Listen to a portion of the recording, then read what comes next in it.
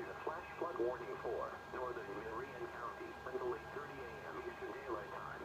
At 2:25 a.m. Eastern Daylight Time, National Weather Service Doppler radar indicated slow-moving thunderstorms with very heavy rainfall across the warned area. Radar rainfall estimates of 2 to 3 inches has fallen across much of northern Marion County, and an additional 1 to 3 inches is possible over the next couple of hours. Runoff from this excessive rainfall will cause flash flooding to occur. Some locations that will experience flooding include Indianapolis, Lawrence, and Speedway.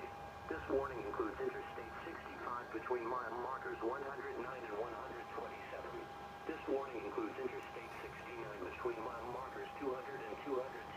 This warning includes Interstate 70 between mile markers 76 and 93. This warning includes Interstate 74 between mile markers 71 and 95. Be especially cautious at night when it is harder to recognize the dangers of flooding. If flash flooding is observed, act quickly. Do not enter the water. Turn around and move up to higher ground to escape flood waters.